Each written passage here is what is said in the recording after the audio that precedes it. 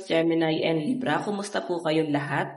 Okay, so ear sign, maraming salamat po sa walang sawang pagsubaybay sa ating pong daily horoscope. And kung ikaw ay bago pa lang sa ating channel, mag-subscribe na po kayo. And i-click mo na rin yung ating notification bell para lagi po kayong updated sa ating pong mga bagong upload. Okay, so ear sign, tignan natin ano ba yung focus ng energy mo ngayon.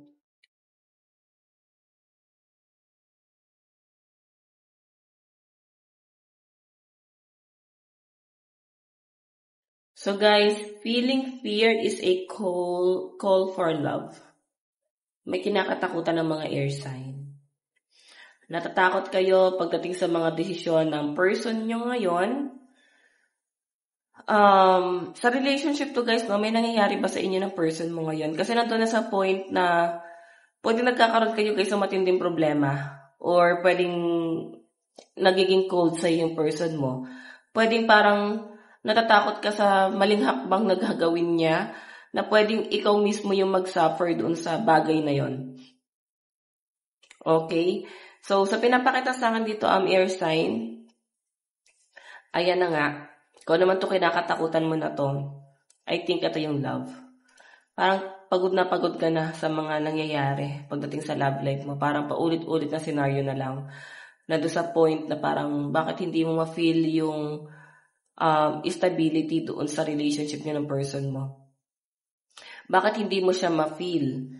So, pwede may gumugulo rin kayo sa isip nitong person na to. Okay? Tignan natin. Kung ano man kayo siya gumugulo sa isip niya, pwedeng nagpapahirap din naman sa kanya, no? So, ikaw, sabihin natin positive ka pagdating sa relationship ng dalawa, pero siya naman guys, nagiging negative kasi pwedeng hindi niya na guys gusto yung mga nangyari sa paligid niya. Yun po yung pinapakita sa akin dito. Okay? So, tignan pa natin.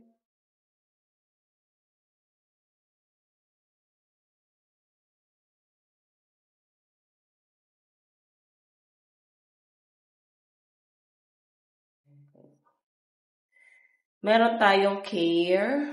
Ayan. Parenthood, patron, and support. So, pagdating to guys sa relationship yun ng person mo, like kung may mga anak kayo, siguro nandun sa point na meron kang kinakatakutan. Pero mararamdaman mo guys yung pagiging caring ng person mo. Mararamdaman mo yung pagiging masikaso, yung pagmamahal niya guys. So siguro yung kinakatakot mo dito is baka biglang magbago. Okay, yung pakikitungo sa'yo ng person mo ngayon. Kaso nga guys, maganda naman yung nakakita ko dito. Okay, kung ano man yung worry mo, lahat na tumatakbo sa isip mo, I think nagiging emotional ka ngayon. Meron tayong evidence.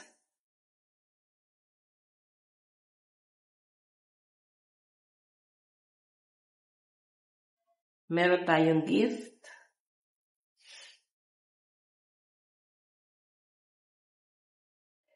Meron tayong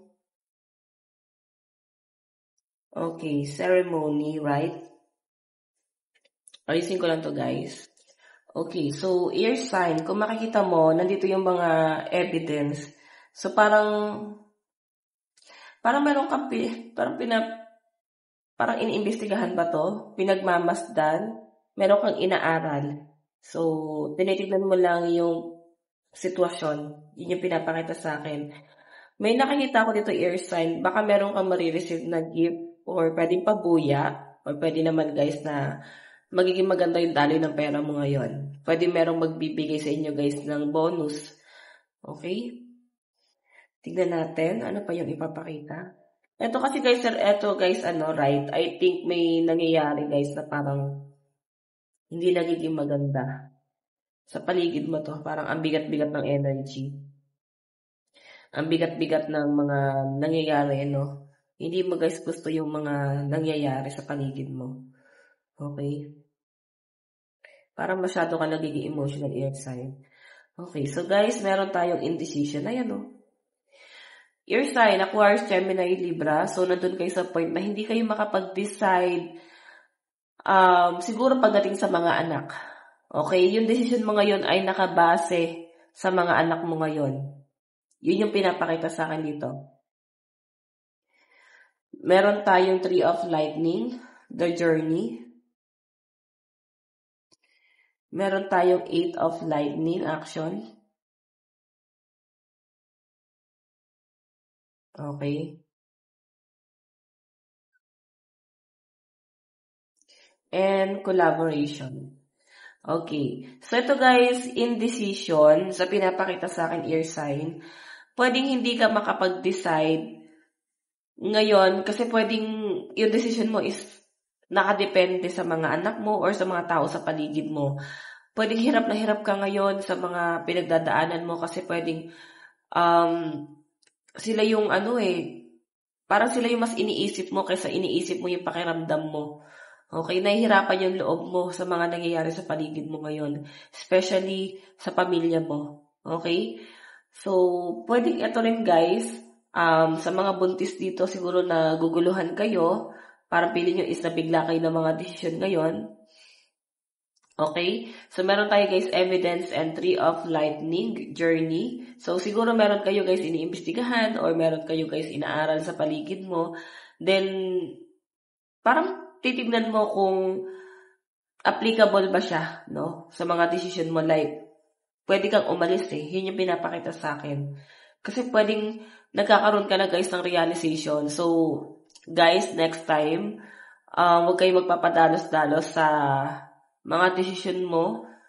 Kasi pwedeng nagpapabigat sa kalooban mo to ngayon. Okay, yung mga decision na ginawa mo. Ano ba to? Bigla ka bang umalis? May nangyari? Ganun yung pinapakita sa akin. So guys, ito action and give. May pinapakita sa akin dito guys. Itong 8 of lightning action. So, pwede, no, ear sign na baka meron kang marireceive na gift. Pwede meron magbibigay sa inyo. Or pwedeng sila na yung parang bahala, no.